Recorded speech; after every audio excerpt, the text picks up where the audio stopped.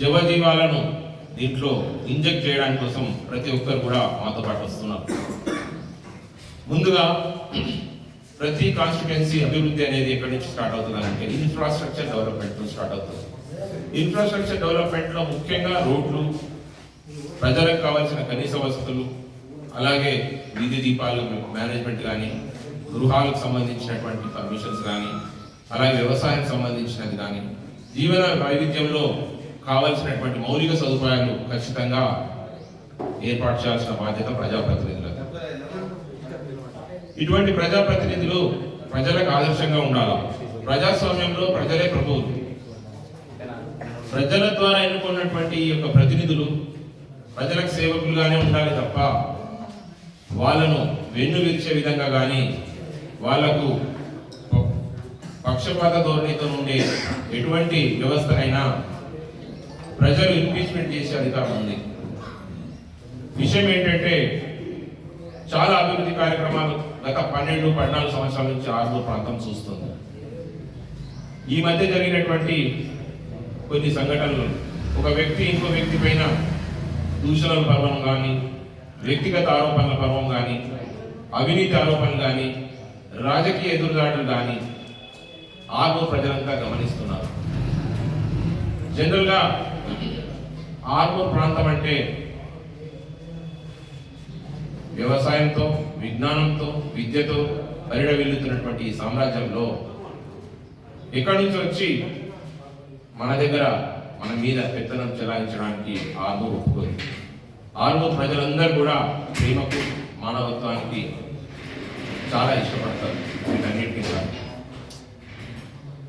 ఈ మధ్య జరిగినటువంటి ఇరు పార్టీల యొక్క సంభాషణ మీ అందరికీ తెలిసే ఉంటుంది. ఒక వ్యక్తి ఆరోపణలు చేయడం, ఇంకో వ్యక్తి దాన్ని ఖండించడం, అది సమాజం సిగ్గుపడే విధంగా, అలాగే ఊసర వెల్లి కూడా సిగ్గుపడే విధంగా వారి యొక్క ఆరోపణలు దౌర్భాగ్యమైన స్థితికి ఏర్పడ్డది. ఒక విషయం చెప్పదలుచుకున్నాం. ప్రజాప్రతినిధుల మధ్యన అధికారులు ఉంటారు. ఈ అధికారులు అనే వారు ప్రజలకు వర్క్ ఎగ్జిక్యూట్ చేస్తూ ప్రజలకు కావాల్సిన విధానాలను అఫీషియల్గా ఇస్తారు. ప్రజాప్రతినిధులేమో ప్రజల యొక్క సమస్యలు లోతుగా తెలుసుకొని వాటిని అధికారులకు చేరవేసే విధంగా మరియు వారిని ఈ యొక్క ప్రొడక్టివిటీని పెంచే విధంగా ఉండాలి. ఈ మధ్య జరిగినటువంటి యొక్క గ్రూప్ 1, గ్రూప్ 2 ఆఫీసర్ ఏదైతున్నారో వీరు అవినీతికి పాల్పడి బలైన సందర్భాలు. వీటన్నిటికీ కారణాలు ఏంటి అని పరిశోధిస్తే ఒక బాధ్యత కలిగినటువంటి పౌరునిగా సమాజంలో ఉన్నటువంటి ఈ దుర్నీతిని రూపుమాపే విషయంలో ప్రతి ఒక్కరు మౌనం ప్రదర్శిస్తున్నారు. కానీ గుండె లోపల అలజడి మాత్రం అలాగే ఉంటున్నది.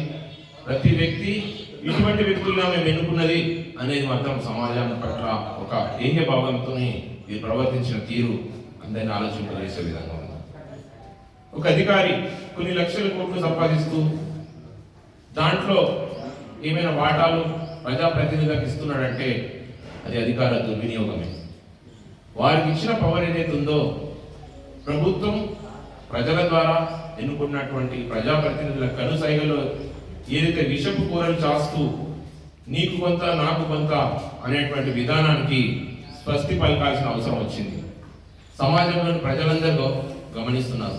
ఆర్మూర్ ప్రాంతంలో 70% పైగా అక్షరాస్యత కలిగింది. వీరందరూ కూడా ఈ యొక్క సామాజిక పరిస్థితులు, ఈ యొక్క అవినీతి, ప్రజాప్రతినిధుల యొక్క పోకడలు, వీరి యొక్క ఆగడాలు కానీ, అమానుషాలు కానీ, దౌర్జన్యాలు కానీ, బెదిరింపులు కానీ, గూండాయిజాన్ని కానీ ప్రతి ఒక్కటి కూడా గమనిస్తున్నారు ప్రజలంతా.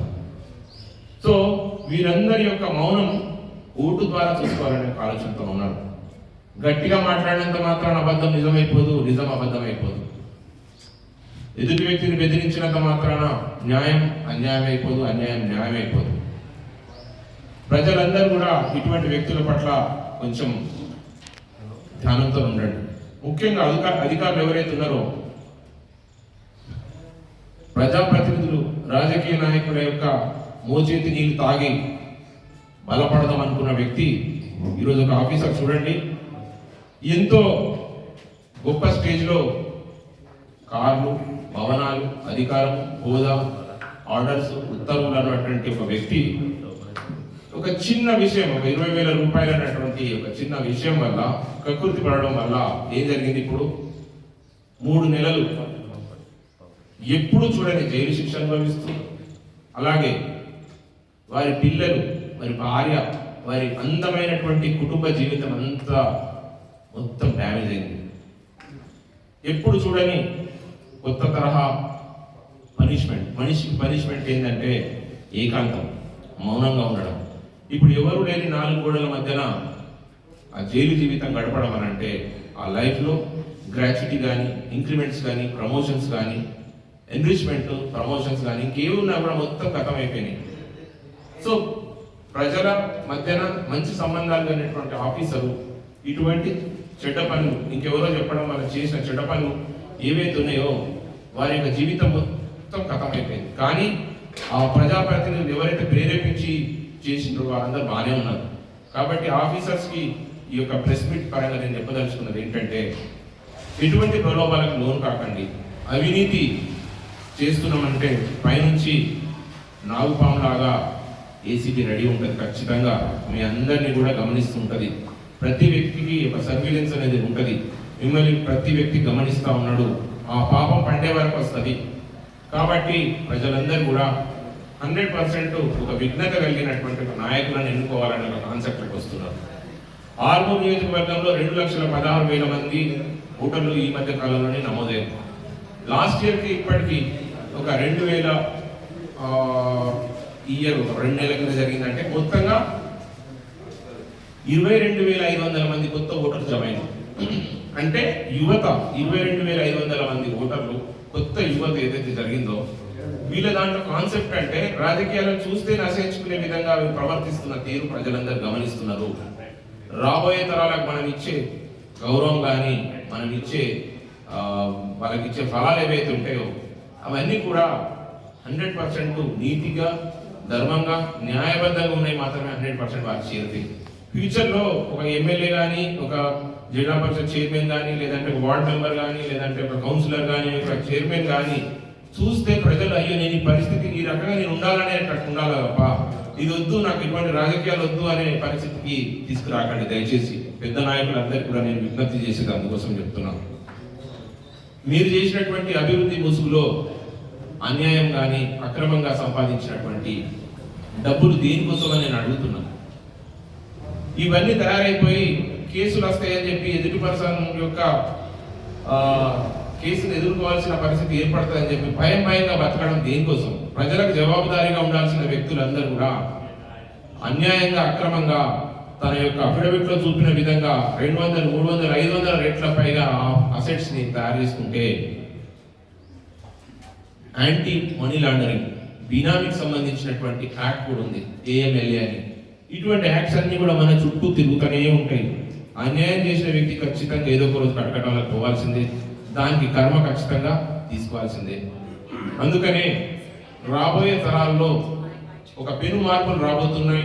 ఇప్పుడు వచ్చే అసెంబ్లీ ఎన్నికలు కానీ, ముందుకు వచ్చేటువంటి ఫ్యూచర్లో జరిగేటువంటి MP ఎలక్షన్స్ కానీ, రాబోయే జిల్లా పరిషత్ ఎలక్షన్స్లో కానీ విఘ్నత కలిగినటువంటి మంచి ఓటర్లు అందరూ కూడా ఒక మంచి పర్సన్ని ఎన్నుకోవాలని, అలాగే యూత్కి కానీ ఇంకా మంచి విజ్ఞానము, కాన్సెప్టు, చట్టాలపైన, రాజ్యాంగం పైన, ప్రజాస్వామ్యం పైన నమ్మకం కలిగినటువంటి వ్యక్తులు ఇందులోకి రావాలని నేను కోరుకుంటున్నాను. సో ఇటువంటి ఆలోచన విధానం కలిగిందే మా IR ఫౌండేషన్. సో ఒక మంచి టీచర్ ఒక మంచి స్కూల్ని నడుపుతాడు, ఒక మంచి రిపోర్టర్ ఒక మంచి ప్రజలకు మంచి చేసే విధంగా వార్తలు రాస్తాడు, ఒక మంచి టైలర్ ఒక మంచి బట్టలు కుడతాడు. ఒక మంచి రాజకీయ నాయకుడు అంటే వ్యవస్థ మీద అవగాహన ఉండాలి, కష్టాలు తెలిసి ఉండాలి, బాధలు తెలిసి ఉండాలి, కన్నీళ్ళు తెలిసి ఉండాలి, రాజ్యాంగం గురించి తెలిసి ఉండాలి, ప్రజాస్వామ్యం గురించి తెలిసి ఉండాలి. మొన్న ఒక అతను మాట్లాడుతున్నాడు, కాన్స్టిట్యూషన్ కి కాన్స్టిట్యూయన్సీకి స్పెల్లింగ్ తెలియకుండా ప్రజాస్వామ్యానికి వచ్చేస్తున్నాడు. What does it mean? సొసైటీకి ఏం సంకేతాలు ఇవ్వదలుచుకున్నారు వీళ్ళందరూ? తప్పుడు మార్గంలో పోయి తప్పుడు మాటలు మాట్లాడితే అయిపోతుందా? ఆ మధ్య ఒక పర్సన్ ఒక గ్రూప్ 1, గ్రూప్ 2 ఆఫీసర్ ఒక DSP గారిని DSP గారు అనడం అంటే ఒక రాజ్యాంగేతర శక్తులు కూడా తనను వంది మాగదులుగా ఉంచుకున్నటువంటి పక్క వ్యక్తులతోని అధికారాన్ని దుర్వినియోగం చేస్తూ ఏకవచనంతో ఒక గ్రూప్ 1 ఆఫీసర్ సంబోధించడం చాలా అప్పట్లో సంచలనం కలిగింది. మనకు ఒక మంచి ఆఫీసర్ ఉన్నాడు, ఎస్పీ గారు, సిపి గారు, చైతన్య సార్. సో ఒక మంచి కాన్సెప్ట్ తోని ఇటువంటి రక్షణ విషయాల్లో కానీ శాంతి భద్రతల విషయంలో కానీ మంచి ఆఫీసర్స్ మనకు వస్తున్నారు. అటువంటి ఆఫీసర్స్ నీడలో పనిచేస్తున్నటువంటి ప్రతి ఒక్కరు కూడా జవాబుదారీతనంతో ఉండాలా. ఈ మధ్య వస్తున్నటువంటి ఆరోపణలకు అది కరెక్ట్ కాదనే విధంగా ప్రజలతో మమేకమైపోయి పనులకు అన్నార్థులకి ఏవైతే ఆపదలు వస్తున్నటువంటి వ్యక్తులకు పోలీస్ డిపార్ట్మెంట్ కూడా ఖచ్చితంగా మంచిగా వారిని మంచి విషయాల్లో ఎంకరేజ్ చేయండి. అలాగే అధికార దుర్వినియోగం చేసుకుంటూ వచ్చే పోలీస్ స్టేషన్లో కూర్చొని ఇంకేదైనా మ్యాటర్స్ మాట్లాడడానికి వచ్చిన వ్యక్తులకు అందరితో పాటు సమానత్వాన్ని ఇవ్వాలని కోరుతున్నాను పోలీస్ డిపార్ట్మెంట్తో. అలాగే రెవెన్యూ సంబంధించింది కానీ, మున్సిపాలిటీ సంబంధించింది కానీ, నీటిపారుదల కానీ, ఇంకేదైనా ఆఫీసర్స్ కానీ, బిల్స్ కానీ, కాంట్రాక్టర్స్ కానీ, వీటన్నిటిపైన కూడా సమగ్రమైన అవగాహనతో అధికారులందరూ ఉంటే మీరు సేఫ్ ఉంటారు. అధికారానికి కొమ్ము కాస్తే మాత్రం ఖచ్చితంగా ఏదో ఒక రోజు ఏసీబీ ట్రాప్లో పడడమో లేదంటే ఇంకేదో. ఒకటే విషయం అధికారులందరికీ నేను నాకు అందరితో సాన్నిహిత్యం ఉంది చెప్తున్నా, వీలైతే అక్కడ నుంచి ట్రాన్స్ఫర్ చేస్తారు, అంతకంటే ఎక్కువగా. మొన్న ఏదో సినిమాలు అంటారు, పోలీసుడు ట్రాన్స్ఫర్ అయితే పోలీస్ స్టేషన్కే పోతాడు తప్ప పోస్ట్ ఆఫీస్ కూడా. అందుకోసమే ఏ డిపార్ట్మెంట్ అయినా కానీ వాళ్ళ సొంత డిపార్ట్మెంట్కి వెళ్ళిపోతారు తప్ప ఎక్కడికి పోరు. కాబట్టి అయితే ట్రాన్స్ఫర్ చేపిస్తారు. కాబట్టి భయపడకండి. రక్షణ విషయంలో కానీ, ప్రజలకు సేవల విషయంలో కానీ ఖచ్చితంగా మీరందరూ కూడా ప్రజల పక్షాన ఉండి పోరాడాలని, మీకు తప్పకుండా ప్రజల అన్నదండలు ఉంటే మీరు ఎటువంటి పరిస్థితుల్లో మీ కుటుంబాలతో సంతోషంగా ఉంటారని. రెండో ముఖ్య విషయం ఏంటంటే, మరి ఇంటిగ్రేటెడ్ స్కూల్ అనేది ఆల్మోస్ట్ శాంక్షన్ అయినట్టు తెలిసింది. ఎందుకంటే సామాజిక బాధ్యత కలిగిన ప్రతి వ్యక్తికి ఇంటిగ్రేటెడ్ స్కూల్ అంటే ఏంటి అనే విషయం పైన 5వ తరగతి నుంచి 12వ తరగతి వరకు వరల్డ్ క్లాస్ లెవెల్లో అక్కడ మైదానాలు కానీ, స్కూల్ కానీ, వాతావరణం కానీ, కరికులం కానీ, చెప్పే సబ్జెక్ట్స్ కానీ, లేదంటే టీచింగ్ స్టాఫ్ కానీ హై లెవెల్లో ఉంటాయి. మనం అందరం కూడా దాంట్లో కుల, మత, వర్గ, ప్రాంత విభేదాలు ఎక్కడ కూడా లేవు. వాటన్నిటినీ కూడా మనం ఉపయోగించుకోవడానికి ఒక 20 ఎకరాల భూమి మన ప్రాంతం ఎదురు చూస్తుంది.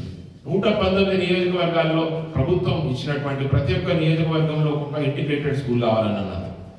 దాదాపు 200 కోట్లతో ఖర్చు పెట్టి ప్రతి పిల్లోడికి మంచి విద్య కావాలా.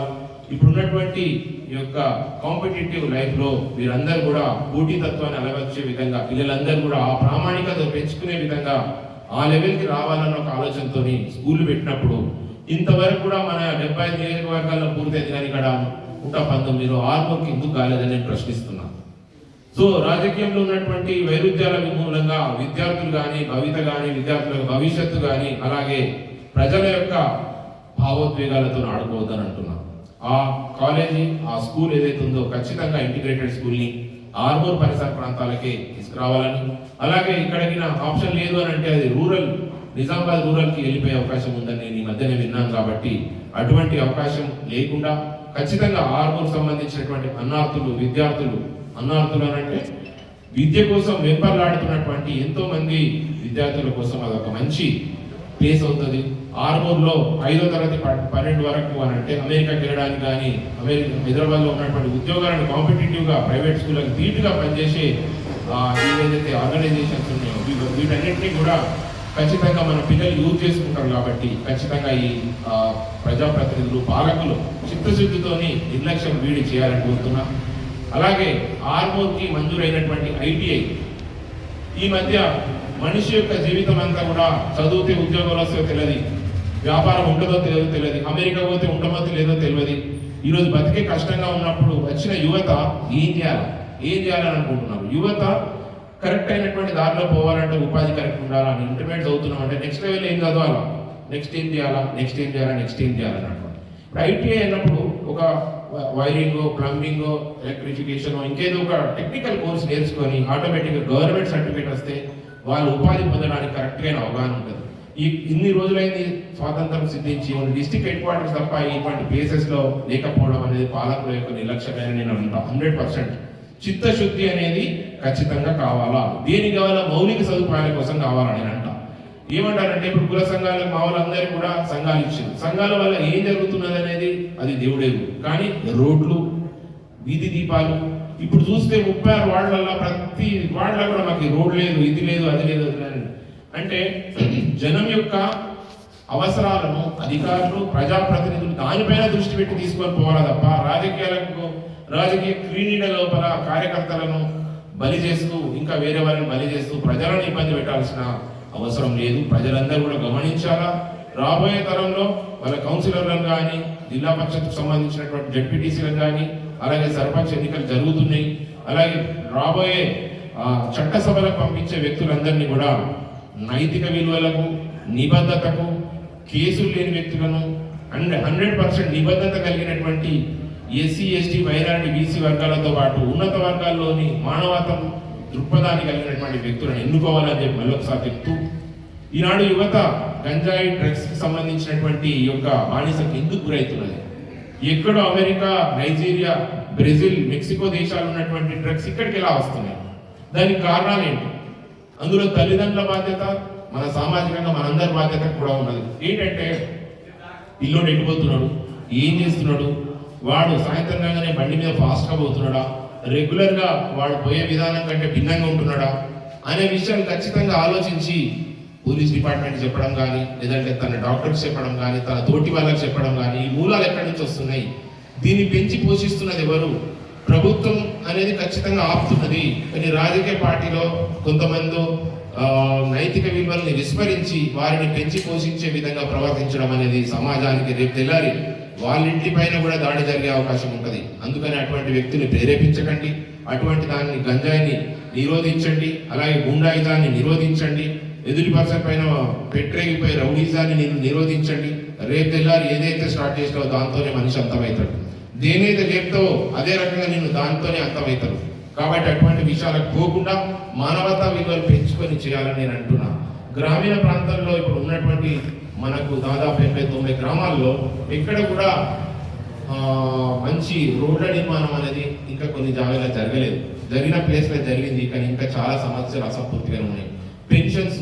పెన్షన్స్ అంటే వృద్ధులకు సంబంధించిన ఎవరైతే ఉన్నారో వాస్తవమైన దృక్పథంతో ఆలోచించండి. దీనికి ఒక ఆన్లైన్ వేదిక ఏర్పాటు చేయండి. ఒక పార్టీకి కొమ్ముగాసే వ్యక్తులకే కొంతమందికి పెన్షన్ ఇవ్వడమో, రోడ్లు వేయించడమో, గృహాలను అందించడమో, సహాయాలు అందించడమో, ఆర్థిక సహాయాలు అందించడమో అధికారులు కూడా ఖచ్చితంగా దృష్టి పెట్టుకొని చూడాలని నేను అంటున్నాను. ఎందుకనంటే కొంతమంది రికమెండేషన్ చేసినారు అంటే వాళ్ళకి సంబంధించినవి కాకుండా ఇంకా వేరే వ్యక్తులు కూడా నిజంగా ఎటువంటి పొలిటికల్ పార్టీ సంబంధం లేకుండా జనంలో ఉన్నటువంటి యొక్క నిర్లిప్తతను తొలగించాల్సిన బాధ్యత అధికారులది నేను అంటాను. నిజాయితీ ఆలోచించండి. వాళ్ళకు వచ్చినటువంటి ఏవైతే అర్జీలు ఉంటాయో నిజాయితీగా వాస్తవిక దృక్పథంతో ఆలోచించండి. ఆలోచించి అర్హులైన వాళ్ళకి ఖచ్చితంగా ఇళ్ల స్థలాలకు కానీ, లేదంటే పెన్షన్స్కి కానీ, రేషన్ కార్డ్స్కి కానీ ఇవి చాలా ఇంపార్టెంట్. ప్రజలందరూ వాటిపైనే ఎంతో ఆశ పెట్టుకున్నప్పుడు కొంతమందికి వచ్చినాయి, వాళ్ళకి సంబంధించిన వ్యక్తులకు సంబంధించినవి వచ్చినాయి, మాకు రాలేవనే నిర్లిప్తత ప్రజలలో వచ్చింది అనుకోండి, చట్టం మీద, ప్రజాస్వామ్యం మీద నమ్మకం అందరికీ వెళ్ళిపోతుంది. కాబట్టి డబ్బు సంపాదించడమే పరమావధిగా చేసుకునే వ్యక్తులకు ఒక చిన్న మానవతా విలువలు అంటే అందశ్రీ గారు గుర్తుకొస్తున్నారు. ఒక చిన్న అందశ్రీ మనందరి తెలంగాణ యాస భాషకు సంబంధించి కొట్లాడి మన కోసం తీసుకొచ్చినటువంటి ఆ వ్యక్తిని నిమరేసుకుంటూ ఎంతో గొప్ప కవి అయినటువంటి తను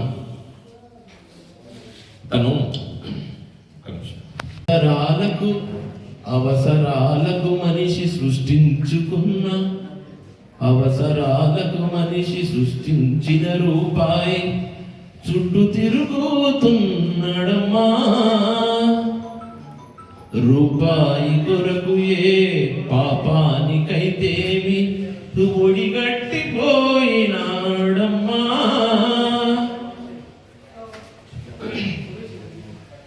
కోటి విద్యలు కూటి కొరకేనన్నట్లు కోట్లకు పడగెత్తి ఆశలు రేకెత్తి మాయమైపోతున్నడమ్మా మనిషన్నవాడు. ఓ మచ్చుకైనా లేడు చూడు మనవత్వం ఉన్నవాడు. నూటికో కోటికో యాడ ఉన్నడు గాని కంటికే కనరాడు మాయమైపోతున్నాడమ్మా మనిషన్నవాడు, ఓ మచ్చుకైనా లేడు చూడు మనవత్వం ఉన్నవాడు.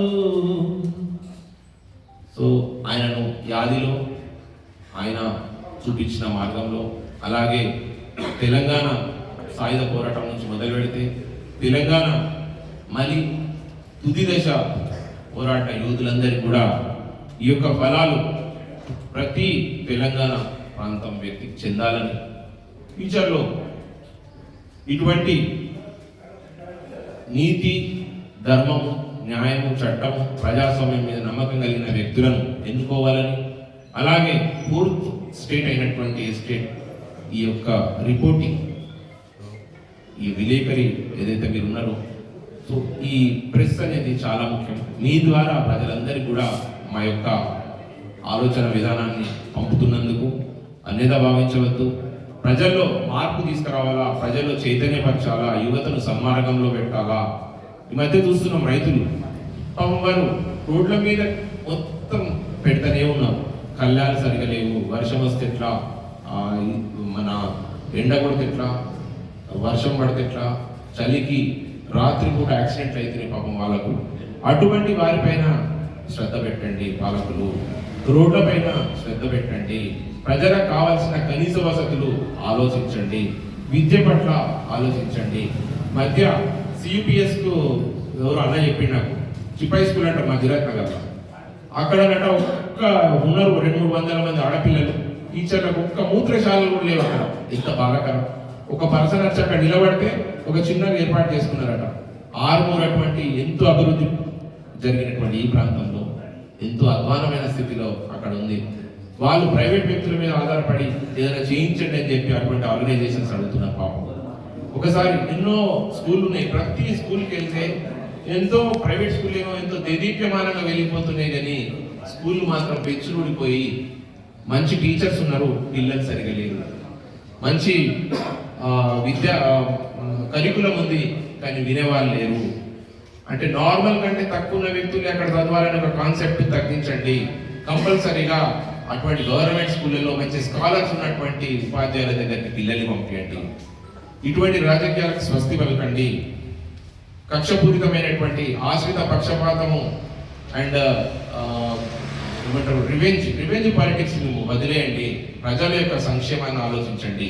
ఒక గీతను చెరిపేస్తే కరెక్ట్ కాదు, దాని పక్కన నువ్వు మంచి పనులు ఇంకా ఎక్కువ చేయి. దానివల్ల ప్రజలకు మంచి సంకేతాలు ఇవ్వగలుగుతావు, ప్రజలకు ప్రజాస్వామ్యం పట్ల, నైతిక విలువల పట్ల నమ్మకం పెరుగుతుంది. ప్రజలు రాజకీయాలు అంటేనే బంటగడితనంగా చూస్తున్నటువంటి వ్యవస్థ మారవాలని కోరుతూ, ఇంత పెద్ద మంది విలేకరులందరూ కూడా ప్రేమతో ఇక్కడికి వచ్చి వాస్తవిక దృక్పథంతో మేము ఆలోచించిన విధానాన్ని మీతో పంచుకుంటున్నందుకు, మీతో షేర్ చేసుకున్నందుకు నేను చాలా సంతోషంగా ఉన్నా. సో ఏదైనా క్వశ్చన్స్ ఏమైనా ఉంటే నన్ను అడగచ్చు. ఏదైతే ఆరోపణలు చేసుకుంటున్నారో అది వ్యక్తిగత దూషణల పరం పోయింది. జనంలో అభివృద్ధి ముసుగులో అవినీతి వసూళ్ల దందా ఏర్పాటు చేసిన ఎవరైనా అది ఖచ్చితంగా ఎంక్వైరీలో తేలాలా, దీనికి ఒక కమిషన్ ఏర్పాటు చేయాలా, లేదా అటువంటి వారిపైన ప్రజలు కూడా గమనిస్తూ జాగ్రత్తగా ఉండాలని నేను అంటున్నాను. ఎందుకనంటే ఈ రెండు పార్టీలు అనంటే మంచి వాళ్ళు ఉన్నారు, చెడ్డ వాళ్ళు ఉన్నారు. కానీ 100 కోట్ల స్కామ్ జరిగింది, ఇక్కడ వసూలు జరుగుతున్నాయి అని చెప్పడం అది నిజమా అబద్ధం అనేది నీకు ఎక్కువ తెలుస్తుంది. కానీ వాస్తవంగా ఒకవేళ అన్యాయం జరిగింది అని అనుకుంటే మాత్రం ఖచ్చితంగా ప్రభుత్వాలు చొరవ తీసుకోవాలా, అధికారులు చొరవ తీసుకోవాలా. అండ్ న్యాయ వ్యవస్థ కూడా ఇటువంటి పైన కొంచెం సుమోటోగా కొన్ని కేసెస్ని ఎంక్వైరీకి ఆదేశించాలని నేను అనుకుంటున్నాను. డెమోక్రాటిక్ సిస్టమ్ ఎప్పుడు కూడా పొల్యూట్ కాదు. కొంతమంది వల్ల అక్కడ పొల్యూట్ అయినట్టు కనబడుతుంది. ఆ కొంతమంది కలుపుకొక్కల్ని తీసేయాలా, జనం కూడా జాగ్రత్తగా తీసేయాలి. మనము గడ్డి మంది వేస్తే మంచి పంట అలాగే ఉంటుంది, గడ్డి మందే పోతుంది, మంచి చెట్టు అలాగే ఉంటాయి. నైతిక విలువలు కలిగిన వ్యక్తిని బలంగా ఉంటాడు, ధర్మంగా ఉంటాడు, 100% కరెక్ట్గా పోరాటం చేస్తాడు.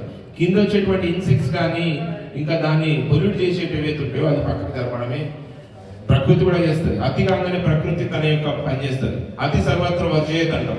అతి కాగానే మంచి కానీ, చెడు కానీ, ప్రేమ కానీ, ధర్మం కానీ, ధైర్యం కానీ, దానం కానీ ఏదైనా తన ప్రకృతిలో ఐక్యం చేసుకుంటాడు. అటువంటి సిస్టమ్ పోకముందే ప్రతి వ్యక్తి దేవుడే తన ఒక వ్యక్తి రూపంలోకి వచ్చి అది ఎటువంటి ఏదైతే చెత్తను ఉంచే కార్యక్రమం ఖచ్చితంగా చేస్తాం ఏదో ఒక రోజు. ప్రస్తుతం ఆర్మూర్లో రాజకీయాలు ఎలా ఉండాలనుకుంటున్నారు? మీరు ఏ పార్టీ నుంచి పోటీ చేస్తాము? పార్టీ అనేది ఇంకా చర్చించుతున్నారు అందరు కూడా. అంటే దానికంటే ముందు మీ ఫౌండేషన్ గానే రన్ చేస్తారా, లేకుంటే మీకు అవకాశం వస్తే పొలిటికల్ ఎంట్రీ చేస్తారా? ఫౌండేషన్ అనేది ప్రస్తుతం ఒక వ్యక్తి ఒక సమూహంగా ఏర్పడదు. సమూహం ఒక గ్రూప్ సిస్టమ్కి అవుతుంది. దాని తర్వాత ప్రజాప్రతినిధిగా తయారవుతుంది. అది చరిత్ర చెప్తున్నది. మేమందరం భావ సారూప్యత ఉన్నది. ప్రకృతి, సమాజం, ప్రజల యొక్క ఆలోచన కరెక్ట్ ఉంది. నువ్వు చేయగలిగిన సమయం వచ్చింది. బీసీ, ఎస్సీ, ఎస్టీకి సంబంధించినటువంటి అవకాశాలు ఉన్నాయి.